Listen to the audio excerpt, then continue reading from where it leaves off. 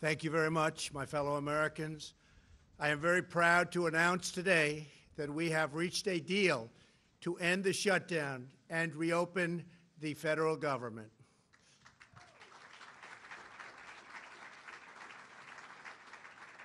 As everyone knows, I have a very powerful alternative, but I didn't want to use it at this time. Hopefully it will be unnecessary. I want to thank all of the incredible federal workers and their amazing families who have shown such extraordinary devotion in the face of this recent hardship. You are fantastic people. You are incredible patriots. Many of you have suffered far greater than anyone but your families would know or understand. And not only did you not complain, but in many cases you encouraged me to keep going because you care so much about our country and about its border security. Again, I thank you. All Americans, I thank you. You are very, very special people. I am so proud that you are citizens of our country. When I say make America great again, it could never be done without you. Great people. In a short while, I will sign a bill to open our government for 3 weeks until February 15th. I will make sure that all employees receive their back pay very quickly or as soon as possible.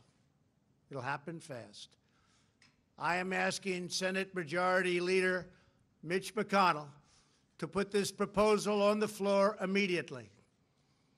After 36 days of spirited debate and dialogue, I have seen and heard from enough Democrats and Republicans that they are willing to put partisanship aside, I think, and put the security of the American people first.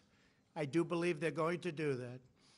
They have said they are for complete border security, and they have finally and fully acknowledged that having barriers, fencing, or walls, or whatever you want to call it, will be an important part of the solution.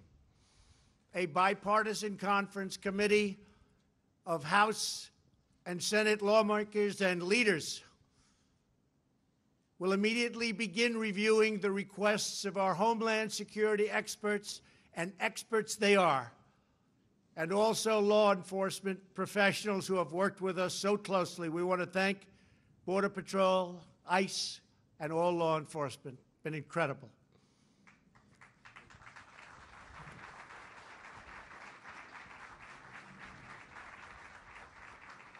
Based on operational guidance from the experts in the field, they will put together a Homeland Security package for me to shortly sign into law. Over the next 21 days, I expect that both Democrats and Republicans will operate in good faith. This is an opportunity for all parties to work together for the benefit of our whole beautiful, wonderful nation. If we make a fair deal, the American people will be proud of their government for proving that we can put country before party. We can show all Americans and people all around the world that both political parties are united when it comes to protecting our country and protecting our people. Many disagree. But I really feel that working with Democrats and Republicans, we can make a truly great and secure deal happen for everyone. Walls should not be controversial. Our country has built 654 miles of barrier over the last 15 years, and every career Border Patrol agent I have spoken with has told me that walls work. They do work. No matter where you go, they work. Israel built a wall, 99.9% successful. Won't be any different for us. They keep criminals out. They save good people from attempting a very dangerous journey from other countries, thousands of miles, because they think they have a glimmer of hope of coming through. With a wall, they don't have that hope. They keep drugs out, and they dramatically increase efficiency by allowing us to patrol far larger areas with far fewer people. It's just common sense. Walls work. That's why most of the Democrats in Congress have voted in the past for bills that include walls and physical barriers and very powerful fences. The walls we are building are not medieval walls. They are smart walls designed to meet the needs of frontline border agents and are operationally effective. These barriers are made of steel, have see-through visibility, which is very important, and are equipped with sensors, monitors, and cutting-edge technology, including state-of-the-art drones. We do not need 2,000 miles of concrete wall from sea to shiny sea. We never did. We never proposed that. We never wanted that, because we have barriers at the border where natural structures are as good as anything that we can build. They're already there. They've been there for millions of years. Our proposed structures will be in predetermined high-risk locations that have been specifically identified by the Border Patrol to stop illicit flows of people and drugs. No border security plan can ever work without a physical barrier. Just doesn't happen. At the same time, we need to increase drug detection technology and manpower to modernize our ports of entry, which are obsolete. The equipment's obsolete. They're old. They're tired. This is something we have all come to agree on and will allow for quicker and safer commerce. These critical investments will improve and facilitate legal trade and travel through our lawful ports of entry. Our plan also includes desperately needed humanitarian assistance for those being exploited and abused by coyotes, smugglers, and the dangerous journey north. The requests we have put before Congress are vital to ending the humanitarian and security crisis on our southern border. Absolutely vital. Will not work without it. This crisis threatens the safety of our country and thousands of American lives. Criminal cartels, narco-terrorists, transnational gangs like MS-13, and human traffickers are brazenly violating U.S. laws and terrorizing innocent communities. Human traffickers. The victims are women and children, maybe to a lesser extent, believe it or not, children. Women are tied up, they're bound, duct tape put around their faces, around their mouths. In many cases, they can't even breathe. They're put in the backs of cars or vans or trucks. They don't go through your port of entry. They make a right turn going very quickly. They go into the desert areas or whatever areas you can look at. And as soon as there's no protection, they make a left or a right into the United States of America. There's nobody to catch them. There's nobody to find them. They can't come through the port, because if they come through the port, people will see 4 women sitting in a van with tape around their face and around their mouth. Can't have that. And that problem, because of the internet, is the biggest problem. It's never been like this before that you can imagine. It's at the worst level, human trafficking, in the history of the world. This is not a United States problem. This is a world problem. But they come through areas where they have no protection, where they have no steel barriers where they have no walls. And we can stop almost 100% of that. The profits reaped by these murderous organizations are used to fund their malign and destabilizing conduct throughout this hemisphere. Last year alone, ICE officers removed 10,000 known or suspected gang members like MS-13 and members as bad as them. Horrible people, tough, mean, sadistic. In the last 2 years, ICE officers arrested a total of 266,000 criminal aliens inside of the United States, including those charged or convicted of nearly 100,000 assaults, 30,000 sex crimes, and 4,000 homicides, or as you would call them, violent, vicious killings. Can be stopped. Vast quantities of lethal drugs, including meth, fentanyl, heroin, and cocaine, are smuggled across our southern border and into U.S. schools and communities. Drugs kill much more than 70,000 Americans a year and cost our society in excess of $700 billion. The sheer volume of illegal immigration has overwhelmed federal authorities and stretched our immigration system beyond the breaking point.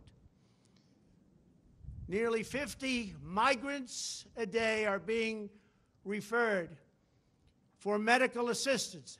They're very, very sick, making this a health crisis as well. It's a very big health crisis. People have no idea how big it is unless you're there. Our backlog in the immigration courts is now far greater than the 800,000 cases that you've been hearing about over the last couple of years. Think of that, though. 800,000 cases because our laws are obsolete. So obsolete. They're the laughing stock all over the world. Our immigration laws, all over the world, they've been there for a long time, are the laughing stock all over the world. We do not have the necessary space or resources to detain, house, vet, screen, and safely process this tremendous influx of people. In short, we do not have control over who is entering our country, where they come from, who they are, why they are coming. The result for many years is a colossal danger to public safety. We're going to straighten it out. It's not hard. It's easy if given the resources. Last month was the third straight month in a row with 60,000 apprehensions on our southern border. Think of that. We apprehended 60,000 people. That's like a stadium full of people, a big stadium. There are many criminals being apprehended, but vast numbers are coming because our economy is so strong. We have the strongest economy now in the entire world. You see what's happening. We have nowhere left to house them and no way to promptly remove them. We can't get them out because our laws are so obsolete, so antiquated, and so bad. Without new resources from Congress, we will be forced to release these people into communities, something we don't want to do, called catch and release. You catch them. Even if they're criminals, you then release them. And you can't release them from where they came, so they go into our country and end up in places you would least suspect. And we do as little releasing as possible, but they're coming by the hundreds of thousands. I have had zero Democrat lawmakers volunteered to have them released into their districts or states. And I think they know that, and that's what we're going to be discussing over the next 3 weeks. The painful reality is that the tremendous economic and financial burdens of illegal immigration fall on the shoulders of low-income Americans, including millions of wonderful, patriotic, law-abiding immigrants who enrich our nation. As Commander-in-Chief, my highest priority is the defense of our great country. We cannot surrender operational control over the nation's borders to foreign cartels, traffickers, and smugglers. We want future Americans to come to our country legally and through a system based on merit. We need people to come to our country.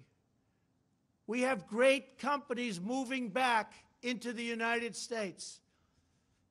And we have the lowest employment and the best employment numbers that we've ever had. There are more people working today in the United States than have ever worked in our country. We need people to come in to help us on the farms and with all of these great companies that are moving back. Finally, they're moving back. People said it couldn't happen. It's happening. And we want them to enjoy the blessings of safety and liberty and the rule of law. We cannot protect and deliver these blessings without a strong and secure border. I believe that crime in this country can go down by a massive percentage if we have great security on our southern border. I believe drugs, large percentages of which come through the southern border, will be cut by a number that nobody will believe. So let me be very clear. We really have no choice but to build a powerful wall or steel barrier. If we don't get a fair deal from Congress, the government will either shut down on February 15th again, or I will use the powers afforded to me under the laws and the Constitution of the United States to address this emergency. We will have great security. And I want to thank you all very much. Thank you very much.